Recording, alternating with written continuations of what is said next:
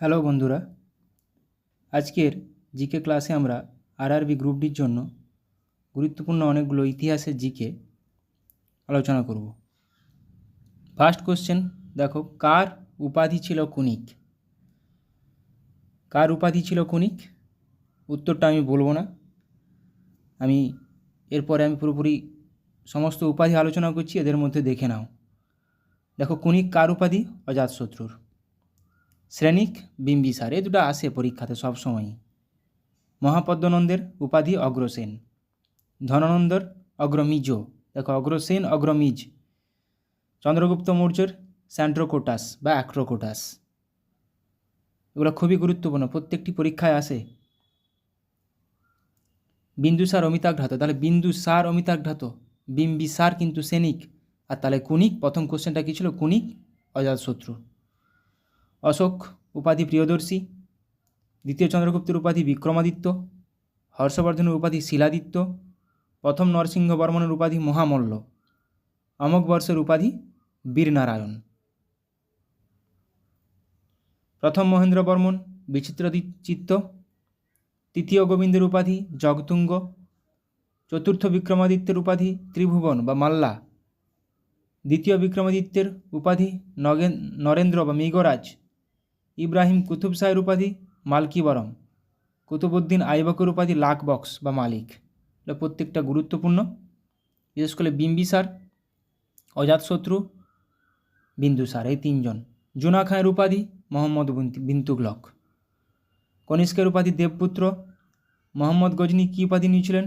বুৎসিকন। প্রথম রাজেন্দ্র চোল গঙ্গাইকোন্ড। বৈরাম খাঁয়ের উপাধি খান বাবা। বাবর গাজী, বাবরের উপাধি গাজী। ইব্রাহিম লোদি ইব্রাহিম শাহ। শের শাহ হজরত এ আলা। কৃষ্ণদেব রায় যবনচার্য বা স্থাপনাচার্য উপাধি নিয়েছিলেন। গৌতমীপুত্র সাতকর্ণী ক্ষত্রিয় দর্প মানমর্দন। হাল কি উপাধি নিয়েছিলেন? কবিবৎসল। উপাধি নিয়ে পরীক্ষাতে আসে। কালিদাস কার সভাকবি ছিলেন? এভাবে পরীক্ষায় চলে আসে। সন্ধ্যাকর নন্দী কোন সময়কার ছিলেন? কালিদাস কার সভাকবি ছিলেন?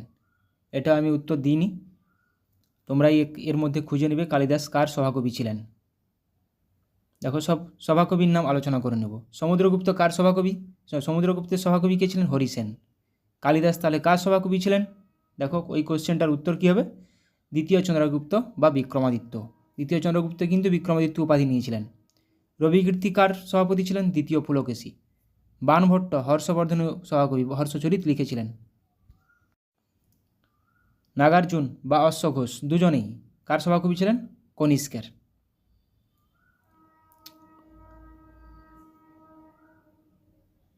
আবুল ফজল আকবরের সভাকবি ছিলেন। আমির খসরু আলাউদ্দিন খিলজির সভাকবি ছিলেন। এটা কিন্তু খুবই গুরুত্বপূর্ণ। আবুল ফজল আকবর, আমির খসরু, আলাউদ্দিন খিলজি, গুরুত্বপূর্ণ। আলবেরুনি মোহাম্মদ গজনির সভাকবি ছিলেন। জয়দেব লক্ষণ সেনের সভাকবি ছিলেন। ভবভূতি যশবর্ধনের সভাপতি ছিলেন। সোমদেব দ্বিতীয় পৃথ্বীরাজের সভাপতি ছিলেন। তাই লক্ষণ সেন, জয়দেব, মোহাম্মদ গজনি, আলবেরুনি, আকবর, আবুল ফজল, আলাউদ্দিন খিলজির আমির খসরু। লক্ষণ সেনের সভাকবি ধৈ। লক্ষণ সেনের সভাকবি হলায়ুধৈ লক্ষণ সেন। সন্ধ্যাকর নন্দী মদন পালের, এমনিতেই কোশ্চেন আগেও এসেছে। সন্ধ্যাকর নন্দী কোন সময়কার? পাল যুগের একজন বিখ্যাত সভাকবি। তাহলে সন্ধ্যাকর নন্দী মদন পালের সময়। কবীন্দ্র পরমেশ্বর পরাগল খাঁ। শিখর নন্দী ছুটি খাঁয়ের সভাকবি ছিলেন।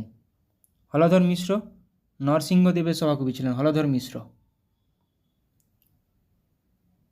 তাহলে ধৈ, হলায়ুধ, লক্ষণ সেন, সন্ধ্যাকর নন্দী, মদন পাল বা পাল যুগের সময়। জিয়াউদ্দিন বারনী ফিরোজ শাহ তুগলক, ফিরোজ তুগলকের সভাকবি ছিলেন। ফিরদোস সুলতান মাহমুদের সভাকবি ছিলেন। চাঁদ বরদৈ পৃথ্বীরাজ চৌহানের সভাকবি ছিলেন। ভারতী সিংহ বিষ্ণুর সভাকবি ছিলেন। হারুন নিজমি কুতুবউদ্দিন আইবকের সভাকবি ছিলেন। অমর সিংহ দ্বিতীয় চন্দ্রগুপ্তের সভাকবি ছিলেন। অমর সিংহ। অমর সিংহ দ্বিতীয় চন্দ্রগুপ্ত রাজশেখর মহিপালের সভাকবি ছিলেন। রাজশেখর। একটু আগে আমরা মদন পালের পড়লাম সন্ধ্যাকর নন্দী। আব্দুল হামিদ শাহজাহানের সভাকবি ছিলেন। শাহজাহানের আরও ছিলেন জগন্নাথ পণ্ডিত এবং আব্দুল হামিদ লাহোরি। বারুপতি কার সভাপতি ছিলেন? যশবর্ধনের। যশবর্ধনের সভাপতি তাহলে বারুপতি। গুণাধ্যায় সাতবাহন রাজা হলার সভাপতি গুণাধ্যায়। কামবন চোল রাজের ছিলেন। মহাবীরাচার্য আমক বর্ষের ছিলেন। মীরা হাসান দেহলভি আলাউদ্দিন খিলজির সভাকবি ছিলেন। এমনিতে আমির খসরুও ছিলেন। পরমানন্দ কার সভাকবি ছিলেন? শিবাজির। রামপ্রসাদ সেন কার সভাকবি ছিলেন? কৃষ্ণচন্দ্রের। তাহলে কৃষ্ণচন্দ্রের সভাকবি কে ছিলেন? রামপ্রসাদ সেন। মীরা হাসান দেহলভি আলাউদ্দিন খিলজি, শিবাজির পরমানন্দ, রামপ্রসাদ সেন কৃষ্ণচন্দ্র। গঙ্গাধর মিশ্র কার সভাকবি ছিলেন? বালিয়ার সিংহের। আর আল্লাসানি পেদ্দান কৃষ্ণদেব রায়ের সভাকবি ছিলেন। পেদ্দান কার সভাকবি ছিলেন? কৃষ্ণদেব রায়। এটা কিন্তু পরীক্ষাতে আসে। পেদ্দান কার সভাপতি? কৃষ্ণদেব রায়। দাগ ও হুলিয়া প্রথা কে প্রবর্তন করেন? বিভিন্ন রকম প্রথা কে প্রবর্তন করেন, কে বা কারা, সেটা পুরোপুরি আলোচনা করব। দাগ ও হুলিয়া এবং জিজিয়া এটা কে করেছিলেন আমরা দেখে নেব। দেখো, দাগ হুলিয়া প্রথমেই আছে, যে কোশ্চেনটা এখনই করলাম, আলাউদ্দিন খিলজি। দাগ হুলিয়া এবং জিজিয়া আলাউদ্দিন খিলজি। পাট্টা ও কাবুলিয়ত পাট্টা শেরশাহ। গুরুত্বপূর্ণ। মনসবদারি প্রথা আকবর। কৌলিন্য প্রথা বল্লাল সেন। বাংলায় কৌলিন্য প্রথা কে প্রবর্তন করেন? বল্লাল সেন। সিজদা ও পাইবস গিয়াসউদ্দিন বলবন। গুরুত্বপূর্ণ এগুলো। 40 চক্র ইকতা প্রথা ইলতুৎমিশ। রেশনিং প্রথা আলাউদ্দিন খলজি। জিজিয়া, জাকাত, খামোশ কর ব্যবস্থা আলাউদ্দিন খলজি। তাহলে একটু আগে করলাম দাগ হুলিয়া জিজিয়া, জাকাত, খামোশ আলাউদ্দিন খলজি। সেনাদের নগদ বেতন আলাউদ্দিন খলজি। ডাক ব্যবস্থা শেরশাহ। ঋণদান প্রথা ফিরোজ শাহ তুগলক। চৌথ স্বদেশমুখী কর শিবাজি। এটা গুরুত্বপূর্ণ। রায়তওয়ারি প্রথা টমাস মুনরো এবং আলেকজান্ডার রিড। রায়তওয়ারি প্রথা টমাস মুনরো এবং Alexander Read. Mahalwari Holt Mackenzie. গুরুত্বপূর্ণ। Mahalwari Holt Mackenzie, Ryotwari, Thomas Munro এবং আলেকজান্ডার রিড। তাহলে আরও একবার বলছি, Ryotwari, Alexander Read, Thomas Munro, Mahalwari Holt Mackenzie এবং মারাঠা পেশোয়াতন্ত্র শাহু প্রবর্তন করেছিলেন। ভাইয়াচারি ব্যবস্থা এনফিনস্টোন এবং ম্যাকেঞ্জি। চিরস্থায়ী বন্দোবস্ত লর্ড কর্নওয়ালিস। চিরস্থায়ী বন্দোবস্ত। শিলাদার ও বর্গীয় অশ্বারোহী শিবাজি। ইকতাদারি প্রথা নিজামুল মুলক।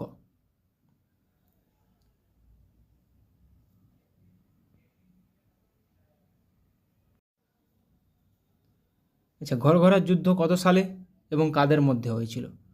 ঘরঘরার যুদ্ধ কত সালে এবং কাদের মধ্যে হয়েছিল? বিভিন্ন যুদ্ধ এবং কাদের মধ্যে হয়েছিল এবং কে জয়ী হয়েছিল, এগুলো একটু আলোচনা করে নেব। তাহলে দেখো, হিদাসপিসের যুদ্ধ আলেকজান্ডার ও পুরুর মধ্যে হয়েছিল। আলেকজান্ডার জয়ী হয়েছিল। কত খ্রিস্টাব্দে? 326 খ্রিস্টপূর্বাব্দে হয়েছিল। কলিঙ্গ যুদ্ধ 261 খ্রিস্টপূর্বাব্দে হয়েছিল। অশোক ও কলিঙ্গ রাজের মধ্যে হয়েছিল, যেখানে অশোক জয়ী হয়েছিল। তরাইনের প্রথম যুদ্ধ 1191 খ্রিস্টাব্দে হয়েছিল। কার কার মধ্যে? পৃথ্বীরাজ চৌহান এবং মোহাম্মদ ঘোরি, যেখানে পৃথ্বীরাজ চৌহান জয়ী হয়েছিলেন। তরাইনের দ্বিতীয় যুদ্ধ 1192 খ্রিস্টাব্দে, ঠিক তার পরের বছর পৃথ্বীরাজ চৌহান ও মোহাম্মদ ঘোরি জয়ী হয়েছিলেন। মোহাম্মদ ঘোরির কিন্তু একজন দাস ছিলেন কুতুবউদ্দিন আইবক। পানিপথের প্রথম যুদ্ধ 1526, ইব্রাহিম লোদি ও বাবর জয়ী হয়েছিল। খানুয়ার যুদ্ধ 1527, খানুয়ার যুদ্ধ 1527 খ্রিস্টাব্দে, বাবর ও রানা সংগ্রাম সিংহ, বাবর জয়ী হয়েছিল। ঘরঘরার যুদ্ধ 1529 খ্রিস্টাব্দে, বাবর ও আফগান, এখানেও বাবর জয়ী হয়েছিল। তাহলে ঘরঘরার যুদ্ধ একটু আগে পড়লাম 1527 খ্রিস্টাব্দে, বাবর ও আফগান। একটু আগের কোশ্চেনটায় ঘরঘরার যুদ্ধ 1529 সালে হয়েছিল, বাবর ও আফগানের মধ্যে, যেখানে বাবর জয়ী হয়েছিল। চৌসার যুদ্ধ 1539, হুমায়ুন ও শেরশাহের মধ্যে, যেখানে হুমায়ুন জয়ী হয়েছিল। কনৌজ যুদ্ধ 1540 খ্রিস্টাব্দে, হুমায়ুন ও শেরশাহের মধ্যে, এখানে শেরশাহ জয়ী হয়েছিল। পানিপথের দ্বিতীয় যুদ্ধ 1556 খ্রিস্টাব্দে আকবর ও হিমুর মধ্যে হয়েছিল, এখানে আকবর জয়ী হয়েছিল। হলদিঘাটের যুদ্ধ 1576 খ্রিস্টাব্দে, সালগুলো খুবই গুরুত্বপূর্ণ। হলদিঘাটের যুদ্ধ 1576, আকবর ও রানা প্রতাপ, আকবর জয়ী হয়েছিল। তাহলে চৌসার যুদ্ধ 1539, কনৌজ যুদ্ধ 1540, পানিপথের দ্বিতীয় যুদ্ধ 1556, হলদিঘাটের যুদ্ধ 1576। পলাশী যুদ্ধ 1757, সিরাজউদ্দৌলা ও ইংরেজরা জয়ী হয়েছিল।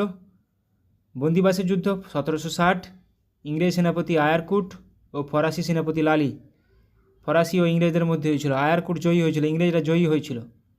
পানিপথের তৃতীয় যুদ্ধ 1761, আহমদ শাহ আবদালি ও মারাঠা, যেখানে আফগানরা জয়ী হয়েছিল। আহমদ শাহ আবদালি জয়ী হয়েছিল। তাহলে পানিপথের তৃতীয় যুদ্ধ 1761, বন্দিবাসের যুদ্ধ 1760, পলাশী যুদ্ধ 1757। বক্সারের যুদ্ধ 1764 সালে হয়েছিল। বক্সারের যুদ্ধ মুসলিম যৌথ বাহিনী ও ইংরেজরা জয়ী হয়েছিল। মহীশূরের প্রথম যুদ্ধ 1767 থেকে 69, ইংরেজ ও হায়দার আলী জয়ী হয়েছিল। মহীশূরের দ্বিতীয় যুদ্ধ 1780 থেকে 84, ইংরেজ ও হায়দার আলী, ইংরেজরা জয়ী হয়েছিল। মহীশূরের চতুর্থ যুদ্ধ 1799 খ্রিস্টাব্দে হয়েছিল, ইংরেজ ও টিপু সুলতান, ইংরেজরা জয়ী হয়েছিল। ও আটাল্লু যুদ্ধ 1815 খ্রিস্টাব্দে, গুরুত্বপূর্ণ, ইংরেজ ও নেপোলিয়ান, ইংরেজরা জয়ী হয়েছিল। প্রথম ইঙ্গো শিখ যুদ্ধ 1845 সালে, ইংরেজ ও শিখ, ইংরেজরা জয়ী হয়েছিল।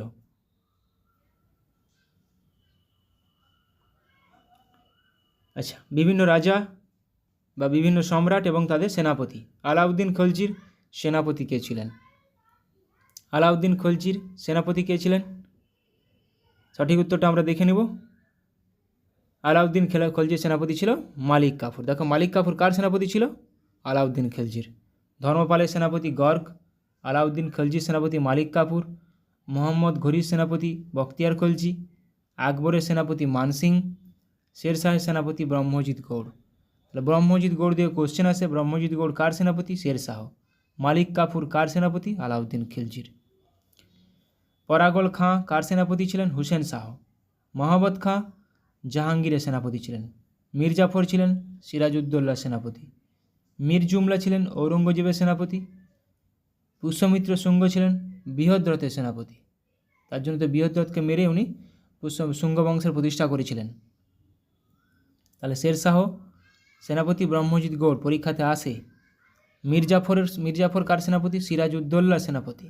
আর পুষ্যমিত্র শুঙ্গ বৃহদ্রথের সেনাপতি ছিলেন। হ্যালো অ্যান্ড ওয়েলকাম বন্ধুরা।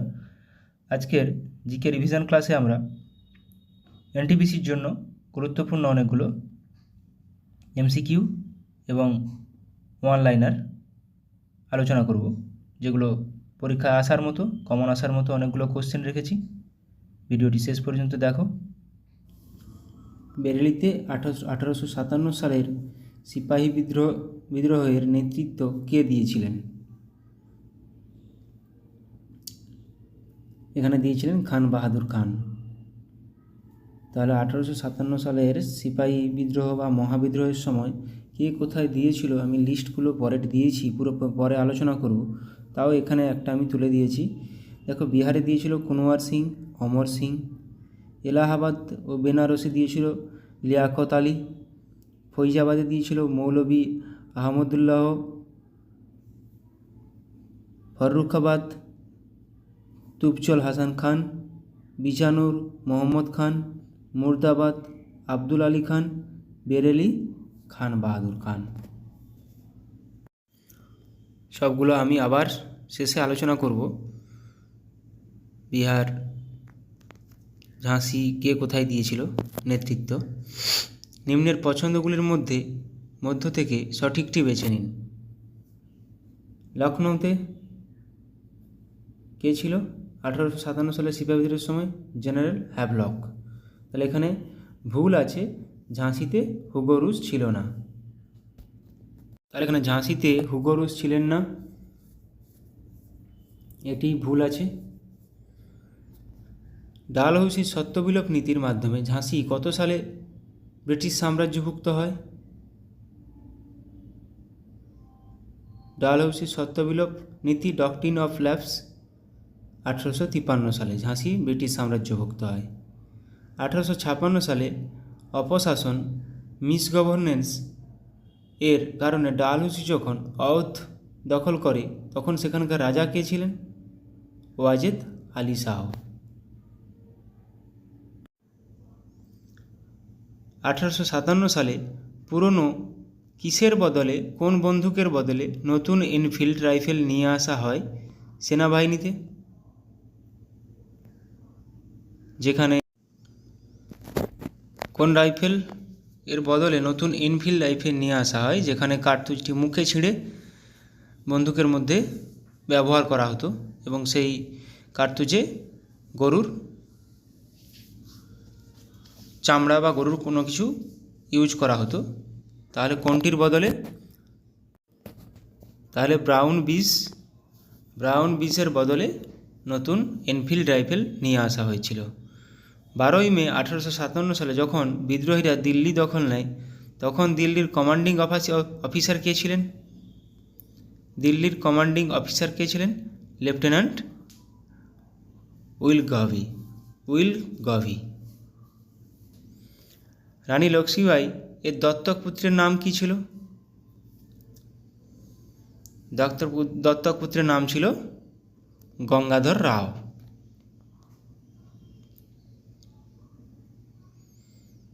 The Indian war of independence বইটি বিডি সাভারকর দামোদর বিনায়ক সাভারকরের লেখা কত সালে প্রথম প্রকাশিত হয়েছিল? The Indian war of independence সেটি বিনায়ক দামোদর সাভারকরের লেখা, এটি 1909 সালে প্রথম প্রকাশিত হয়েছিল। তাঁতিয়া টোপির প্রকৃত নাম কী ছিল? তাঁতিয়া টোপির প্রকৃত নাম ছিল রামচন্দ্র পাণ্ডুরং। ভারতের জাতীয় কংগ্রেসের কনিষ্ঠতম প্রেসিডেন্ট কে ছিলেন? ভারতের জাতীয় কংগ্রেসের কনিষ্ঠতম প্রেসিডেন্ট ছিলেন অপশান সি আবুল কালাম আজাদ। 1953 সালে রাজ্য পুনর্গঠন কমিশন গঠন করেন কে? নিচের কে রাজ্য পুনর্গঠন কমিশন গঠন করেন? Option B Jawaharlal Nehru. নর্মদা বাঁচাও আন্দোলনের নেত্রী কে ছিলেন? নিচের মধ্যে কে নর্মদা বাঁচাও আন্দোলনের নেত্রী ছিলেন?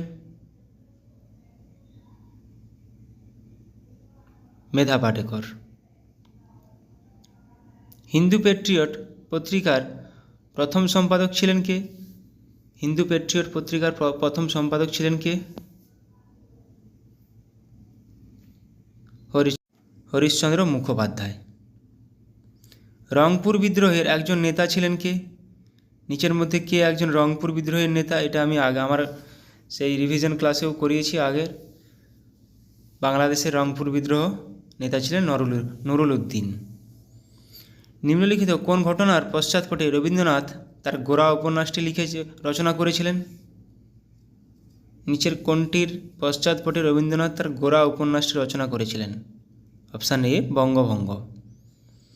গুপ্ত রাজবংশের রাষ্ট্রপ্রতীক বা সিল, স্টেট সিল কী ছিল? ইতিহাসে স্বর্ণযুগ বলা হয় গুপ্ত যুগকে। ওদের সিল কী ছিল? গরুড়।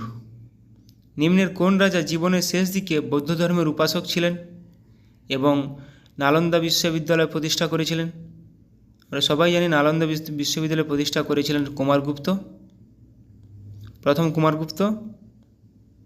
অপশান ডি এখানে সঠিক উত্তর। সমুদ্রগুপ্তকে ভারতের নেপোলিয়ান আখ্যা দিয়েছিলেন কে? সমুদ্রগুপ্তকে ভারতের নেপোলিয়ান আখ্যা দিয়েছিলেন V.A. স্মিথ। কালিদাস রচিত বিখ্যাত গ্রন্থ হল অভিজ্ঞানম শকুন্তলম, মেঘদূতম, রঘুবংশম, মালবিকা অগ্নিমিত্রম, ঋতুসংহার, কুমার সম্ভব।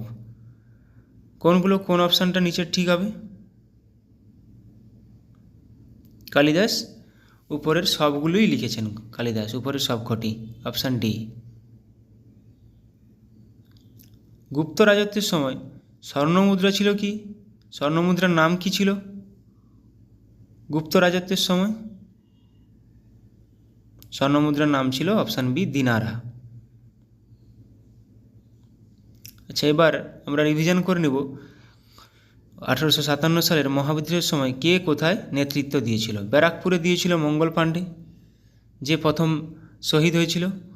দিল্লিতে দ্বিতীয় বাহাদুর শাহ, জেনারেল বখত খান। দিল্লিতে তাহলে জেনারেল বখত খান, দ্বিতীয় বাহাদুর। সেভাবে নাম ধরেও আসে যে জেনারেল বখত খান কোথায় নেতৃত্ব দিয়েছিলেন। তো দিল্লিতে আবার হাকিম আহসানুল্লাহ ও দিয়েছিলেন। লখনৌতে বেগম হজরত মহল, বীরজিস কাদির। বেগম হজরত মহল লখনৌ, এই ল আছে, এভাবে মাথায় রাখতে হবে। দিল্লিতে বখত খান, ব্যারাকপুর মঙ্গল পাণ্ডে। কানপুরে দেখো, কানপুরে নানা সাহেব, রাও সাহেব, নানার ভাতিজা আজিমুল্লাহ খান। তো নানা সাহেব, রাও সাহেব, কানপুর। ঝাঁসিতে রানী লক্ষ্মীবাই, ঝাঁসিতে রানী লক্ষ্মীবাই। বিহারে কুনওয়ার সিং, অমর সিং। বিহারে কুনওয়ার সিং, অমর সিং। এলাহাবাদ ও বেনারসে মৌলভী লিয়াকত আলী। ফৈজাবাদে মৌলভী আহমদুল্লাহ। ফররুখাবাদে তুফজল হাসান খান। বিজানোর মোহাম্মদ খান। মুর্দাবাদ আব্দুল আলী খান। বেরেলি খান বাহাদুর খান।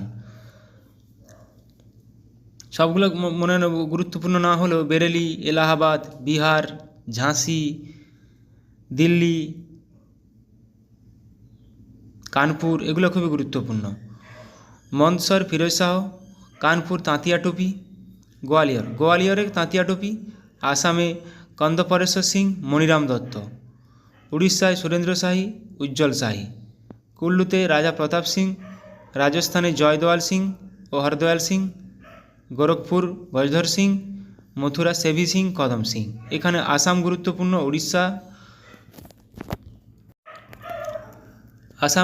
উড়িষ্যা, কানপুর, এগুলো খুবই গুরুত্বপূর্ণ। আচ্ছা, এবার কিছু আন্দোলন দেখে নেব গান্ধীজির। অসহযোগ আন্দোলন 1920 থেকে 22 গান্ধীজির নেতৃত্বে হয়েছিল। আইন অমান্য আন্দোলন 1930 সালে হয়েছিল, যেটাকে লবণ সত্যাগ্রহ বলে জানি সবাই, গান্ধীজির নেতৃত্বে হয়েছিল। ভারত ছাড়ো আন্দোলন 1942 সালে হয়েছিল গান্ধীজির নেতৃত্বে। নৌ বিদ্রোহ হয়েছিল 1946 সালে। ভারত ছাড়ো আন্দোলন 1942 সালে গান্ধীজি, যেখানে ডু অর ডাই বলেছিলেন, করেঙ্গে মরেঙ্গে। সিপাহী বিদ্রোহ 1857 সালে মঙ্গল পাণ্ডে, তাঁতিয়া টুপি, নানা সাহেব, লক্ষ্মীবাই, আরও অনেকে ছিল, কুনওয়ার সিং। নীল বিদ্রোহ 1859 থেকে 1860 বিষ্ণুচরণ বিশ্বাস, দিগম্বর বিশ্বাস, রফিক মণ্ডল। হোম রুল আন্দোলন 1916 থেকে 1917 অ্যানি বেসান্ত, বাল গঙ্গাধর তিলক নেতৃত্ব দিয়েছিলেন। রাওলাট সত্যাগ্রহ 1919 সালে হয়েছিল, মহাত্মা গান্ধী ও সত্যপালের নেতৃত্বে হয়েছিল। রংপুর বিদ্রোহ 1783 খ্রিস্টাব্দে হয়েছিল বাংলাদেশে, নুরুল উদ্দিন নেতৃত্ব দিয়েছিলেন। এই কোশ্চেনটা একটু আগে করলাম। পাইক বিদ্রোহ 1817 থেকে 1818 বিদ্যাধর মহাপাত্র এখানে নেতৃত্ব দিয়েছিলেন। কোল বিদ্রোহ 1820 থেকে 1833 সুইমুন্ডা, জয়া ভকত, কিন্দেরায় মানকি নেতৃত্ব দিয়েছিলেন। ওয়াহাবি আন্দোলন 1822 খ্রিস্টাব্দে তিতুমির ও সৈয়দ আহমেদ নেতৃত্ব দিয়েছিলেন। এগুলো বারবার করানোর একটাই মানে যে এগুলো পুরোপুরি যেন রিফ্লেক্স অ্যাকশানের মতো পরীক্ষা হলে মাথায় চলে আসে, ঠিক আছে? যেন এগুলো পরীক্ষার আগে আর না দেখে যেতে হয়। পরীক্ষার আগে দেখার জন্য কারেন্ট অ্যাফেয়ার্স আছে, কিছু ম্যাথ, কিছু রিজনিং, এগুলো যেন না দেখতে হয়। সন্ন্যাসী ও ফকির বিদ্রোহ 1760 থেকে 1800 ভবানী পাঠক, দেবী চৌধুরী রানী, মজনু শাহ, চিরাগ আলী। প্রত্যেকটা নামই খুবই গুরুত্বপূর্ণ, নাম ধরেই কোশ্চেন আসে যে দেবী চৌধুরী রানী নিচের কোন বিদ্রোহের সঙ্গে জড়িত ছিলেন, এভাবেই কোশ্চেন আসে। চুয়ার বিদ্রোহ 1769 থেকে 99 জগন্নাথ সিং, দুর্জন সিং, রানী শিরোমণি, আমাদের মেদিনীপুরের রানী শিরোমণি। রংপুর বিদ্রোহ 1783, নুরুল উদ্দিন। পাইক বিদ্রোহ 1817 থেকে 1818, বিদ্যাধর মহাপাত্র। তো চুয়ার বিদ্রোহ দুর্জন সিং রানী শিরোমণি, খুবই গুরুত্বপূর্ণ নাম, জগন্নাথ সিং। লখনৌ চুক্তি, কিছু চুক্তি আলোচনা করে নেব। 1916 খ্রিস্টাব্দে হয়েছিল, কাদের মধ্যে হয়েছিল? কংগ্রেস ও মুসলিম লীগ। রাওয়ালপিন্ডি সন্ধি 1919, আমির আমানউল্লাহ ইংরেজ। গান্ধী আরউইন চুক্তি আরেকটা খুবই গুরুত্বপূর্ণ, 1931 খ্রিস্টাব্দে গান্ধী ও আরউইনের মধ্যে হয়েছিল। পুনা চুক্তি হয়েছিল 1932 খ্রিস্টাব্দে, মহাত্মা গান্ধী ও আম্বেদকরের নেতৃত্বে হয়েছিল। এখানে গুরুত্বপূর্ণ লখনৌ চুক্তি এবং পুনা চুক্তি। লখনৌ চুক্তি কাদের মধ্যে হয়েছিল, এগুলোর থেকেও সালটা খুবই গুরুত্বপূর্ণ। লখনৌ চুক্তি কত সালে হয়েছিল, পুনা চুক্তি কত সালে হয়েছিল, এগুলো প্রচুরবার পরীক্ষায় এসছে। লখনৌ চুক্তি, পুনা চুক্তি গুলিয়ে ফেলবে না। সলবাইয়ের সন্ধি 1782, ইংরেজ ও মারাঠা। ম্যাঙ্গালোরের সন্ধি 1784, টিপু সুলতান ও ইংরেজ। সালটা খুবই গুরুত্বপূর্ণ। ম্যাঙ্গালোরের সন্ধি কত খ্রিস্টাব্দে হয়েছিল, 1784। শ্রীরঙ্গপত্তনম সন্ধি আরেকটা খুবই গুরুত্বপূর্ণ, 1792 খ্রিস্টাব্দে, টিপু সুলতান ও ইংরেজ। বেসিনের সন্ধি 1802, পেশোয়া দ্বিতীয় বাজিরাও ও লর্ড ওয়েলেসলির মধ্যে হয়েছিল।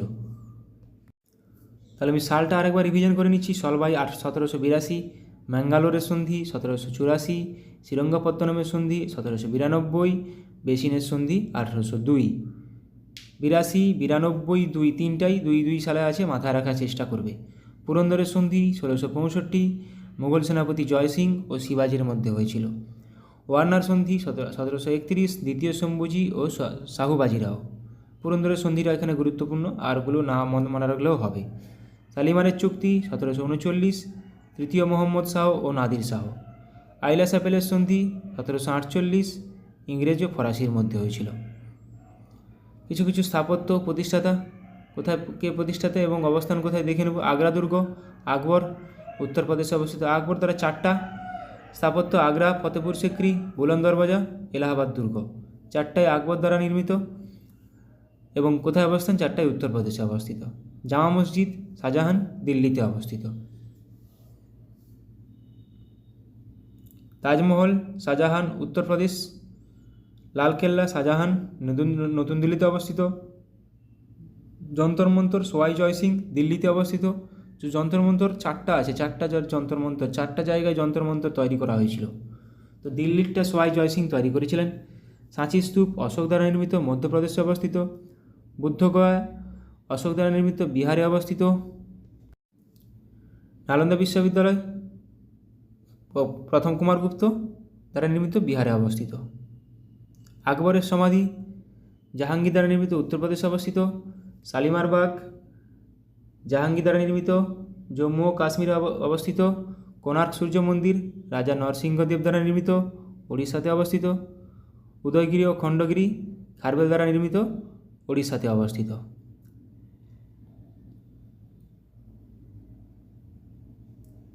অজন্তা গুহা গুপ্ত শাসকগণ দ্বারা নির্মিত, মহারাষ্ট্রে অবস্থিত। বিবিকা মকবরা ঔরঙ্গজেব দ্বারা নির্মিত, মহারাষ্ট্রে অবস্থিত। চার মিনার ও আলী কুতুব শাহ দ্বারা নির্মিত, হায়দ্রাবাদে অবস্থিত। কুতুব মিনার কুতুবউদ্দিন আইবক দ্বারা নির্মিত, নতুন দিল্লিতে অবস্থিত। ইন্ডিয়া গেট ইংরেজ দ্বারা নির্মিত, নতুন দিল্লিতে অবস্থিত। কুতুব মিনার শেষ করেছিলেন ইলতুৎমিশ। কৌলিন্য প্রথা, বিভিন্ন প্রথা। কৌলিন্য প্রথা কার দ্বারা প্রচলিত? বল্লাল সেন। পাট্টা ও কবুলিয়ত শের শাহ প্রবর্তন করেন। দাগ ও হুলিয়া জিজিয়া আলাউদ্দিন খলজি। 40 চক্র ইকতা ইলতুৎমিশ। 40 চক্র ইকতা ইলতুৎমিশ।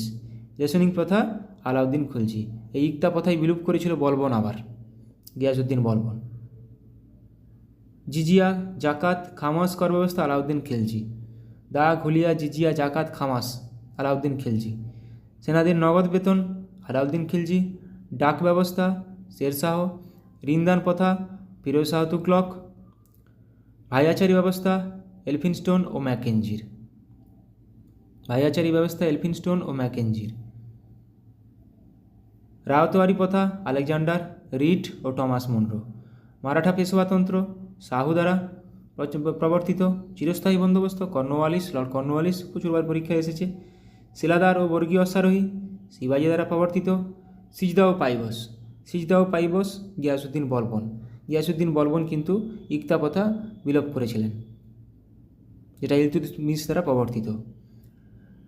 ইকতাদারি প্রথা নিজামুল মিল্ক, ইকতাদারি প্রথা নিজামুল মিল্ক, ইকতা কিন্তু ইলতুৎমিশ। মনসবদারি প্রথা আকবর। মহলওয়ারি ব্যবস্থা হল্ট ম্যাকেঞ্জি, মহলওয়ারি ব্যবস্থা হল্ট ম্যাকেঞ্জি।